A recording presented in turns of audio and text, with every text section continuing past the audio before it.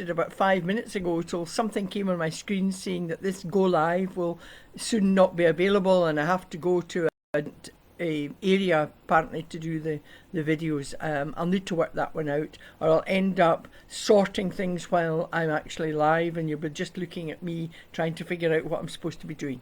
Anyway, for Motivation Monday, I want you to consider that you have to motivate yourself. I mean, obviously, other people, you think other people can motivate you, but actually you need to be motivating yourself.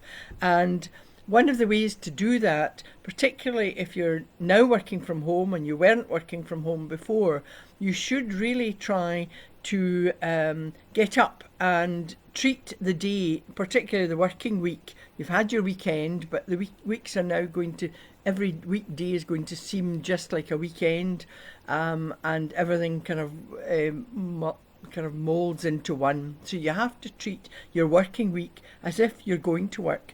One chap said to me when he was asked to work from home, he said, "Oh, right, well, what I'll do is I will get up, get dressed, leave the house, walk round the block, and then come back in." And that's as if he's starting the day. Now, I know you have to self-isolate. Some people at risk have to be almost like under house arrest, social distancing, even from their family. But if you are able to go out for your walk, a short walk, you could walk round the block and come back in. That means, of course, that you have actually dressed. Now, I remember a few years ago working from home, I thought I could just sit about in my PJs and not really bother. But actually you feel better if you get dressed and get yourself organised, and it just makes you feel better. So, excuse me, so I think sort of starting time is quite good. Just start your day. Now, I know that's difficult with children because some people working from home have maybe now, without childcare of children, walking around the house, babies clambering over their worktop. So you might have to fit in your work, if you're being asked to work from home, around the children. So your environment, now it's very important that you keep as positive as possible. Try and have something light and bright. If you're stop looking at anything negative, reading anything negative, it is so, there's negativity everywhere. And I turned on the news this morning and I was watching it something else, and I thought it's just all too much.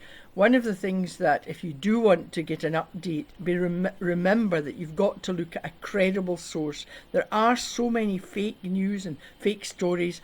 I've fallen into that trap as well, sharing something and somebody said that's actually not correct. So I've had to pull myself back and think, right, only look at news that is credible. Excuse me. So I also want you to focus on your values. That is, how do you value yourself? What is important to you? Now, your job has probably been important, and maybe still is.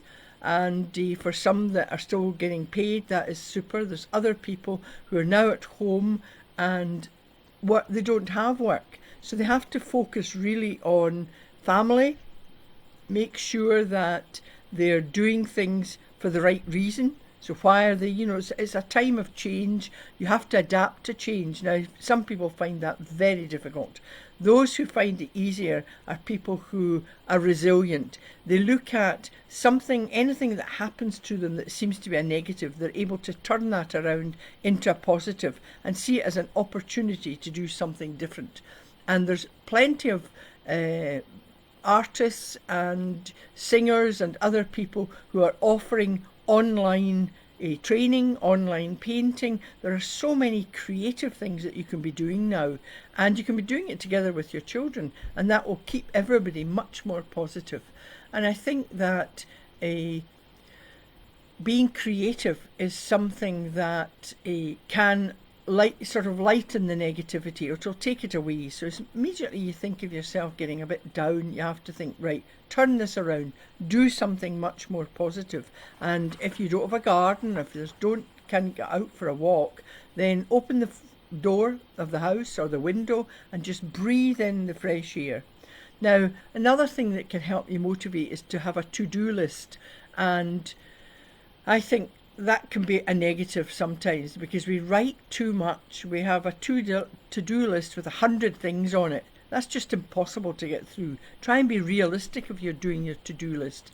And this is a time where if you start something, you can maybe focus on actually finishing it. I bet so many people have started things in the past and they never finish them. But this is a time now to think, you know what, I could actually finish. Now it might be you've started embroidery, or you've started a painting, or you've started woodwork, anything at all, writing even. You can think, I could finish that now. I'm one to talk. I know I can procrastinate, but I've got to pull myself back and think, I do have time to do this now. Although my kind of downside for me is that I start and I rewrite, the perfectionist in me comes out. So I have to know when to say, look, enough is enough, and don't get myself feeling down about it. So I think the other thing we need to do is you've got to stay focused on what you're doing. And that's not SA but FA, and I don't mean anything rude here. SA stands for some attention. That's hopeless. You need to give full attention to whatever you're doing. You also have to take breaks. Now, some people might be thinking, well, being stay at home and self-isolating, then that's one big break. But it isn't, because if you take one big break, you could actually get sort of quite depressed. And I think here you have to try and set your day out so that you're starting positively, then you can make time for certain things and then have a break. So hopefully you do have somebody delivering messages or going out for messages, so you can have that cup of tea, that cup of coffee, and then start again, whatever you were doing. Stress. Now stress, everybody's getting stressed. Now if you think that stress will kill you, it will. I mean, you just stop stressing out over stress. It's just, you're not going to get anywhere by doing that. So you have to not suck it up. I mean, people go, oh, well, we'll get through this. Well, I don't know. There's some people who will get stressed so much that actually they don't have that mindset to kind of think, look, focus on the positives.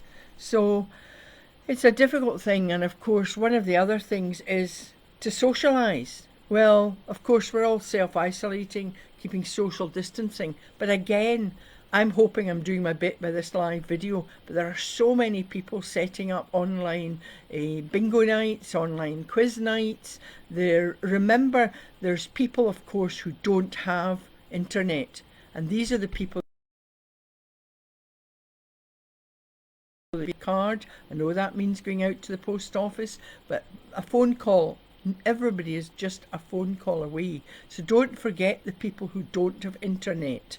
So I'm hoping that this motivates your Monday, and tomorrow I'll come up with another topic, hopefully. So I'll leave you with the exercise that I want you to do to relieve stress, and that is, remember, effective breathing. Breathe from your diaphragm, breathe in through your nose, and hold, and then out through your mouth. And try to do it to the count of 1, 2, 3. And I hope you're enjoying some of my Mind Bites videos. I had to use my candle flame one last night just to stop me from getting too stressed. I wanted to focus on the positives. So I'm hoping that my wee live videos, and you're getting used to me, and I hope you missed me over the weekend. Now I'm kind of rambling, but anyway, I want you to have a good Monday, and I will be back tomorrow. Enjoy today. Bye for now.